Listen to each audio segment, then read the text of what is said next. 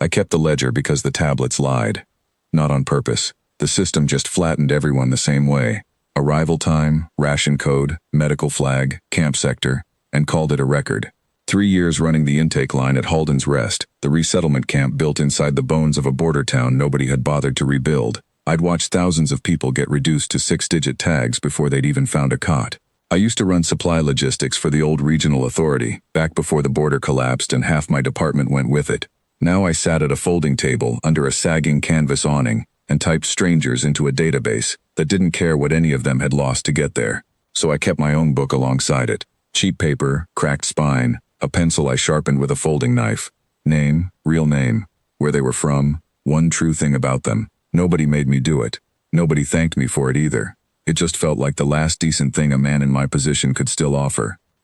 She came through on a gray morning in the 7th month, in the back of a transport crammed with 60 others, and she didn't say a word until I asked her name.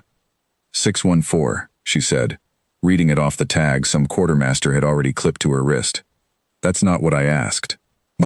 She looked at me the way most of them did at first, like dignity was a trick, one more thing the war might take back if she reached for it.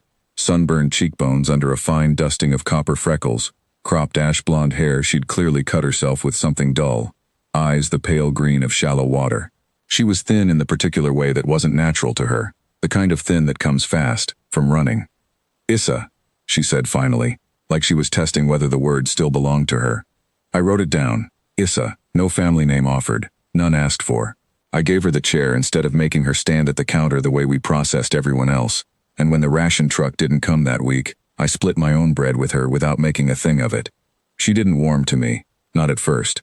She watched everything, the guards, the fence line, the other clerks, with the flat attention of someone counting exits. The second week, one of the younger clerks made her stand in the sun for an hour because her tag number had smudged and he couldn't be bothered to look it up by hand. I found her still standing there, straight-backed, sweat running down past her collar, saying nothing. I pulled a second chair up to my own table after that and told the boy the smudged tags came to me from then on. He didn't argue. Nobody argued with the record keeper about paperwork. It was the one thing in that camp I actually had authority over, and I used it exactly once, for her. After that she started showing up at my table anyway, an hour before her shift on the waterline, and after a while she started fixing things.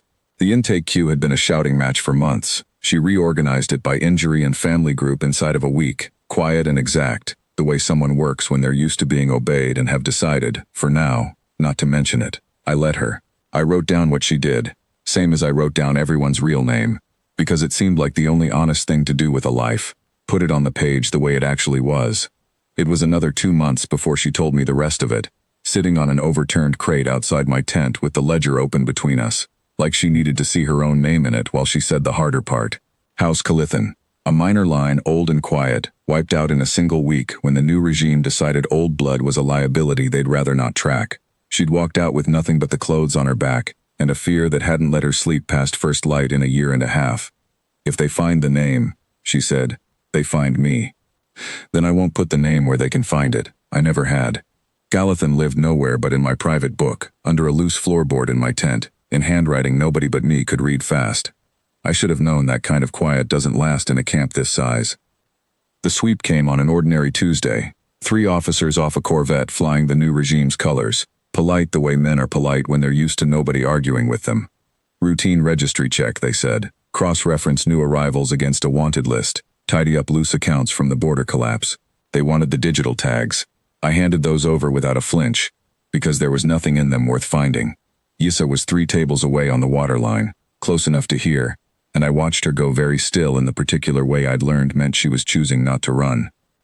Then the lead officer's eyes drifted to the book under my arm, the one I carried everywhere out of habit, and he held out his hand for it like it was already his. I've never been a brave man. I want that said plainly. I'm 44, I've got a bad knee and a worse temper on hot days, and I've spent my whole life being the fellow who keeps his head down and does the paperwork right. But I stood there holding that ledger and I thought about every name in it, the ones nobody else had bothered to ask for, and I found I couldn't make my hand open. That's a personal record, I said, not camp property. Everything in this camp is camp property, clerk. That was when Yusa stepped out from the waterline, in front of 60 people who'd have sworn, an hour before, they didn't even know her name. It's mine, she said. Not loud. She didn't need to be loud. The name in that book is mine.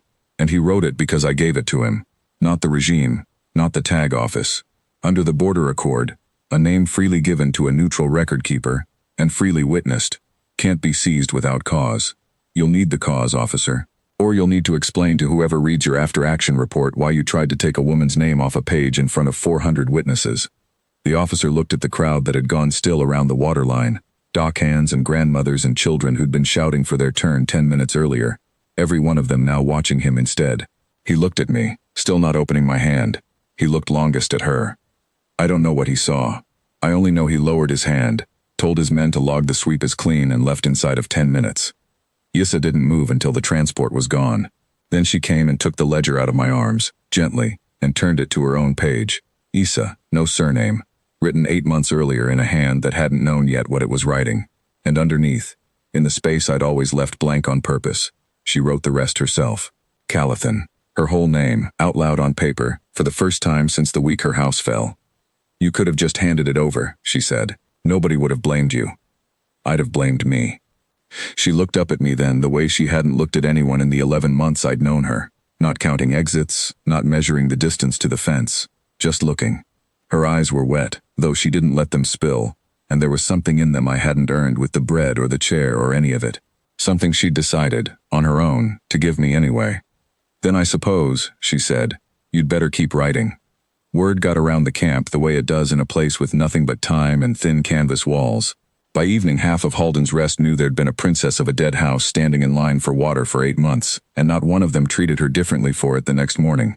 Not because they were saints, but because they'd already decided, watching her stand in that sun and reorganize their queue and hold her ground against 3 armed officers, exactly what kind of person she was.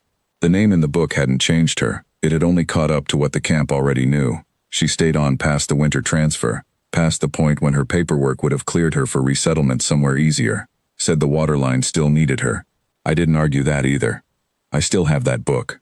Names in it I'll carry to my grave, and one page, near the middle, where the ink changes hands halfway down, mine, then hers, and neither of us has ever felt the need to explain that to anyone who asks.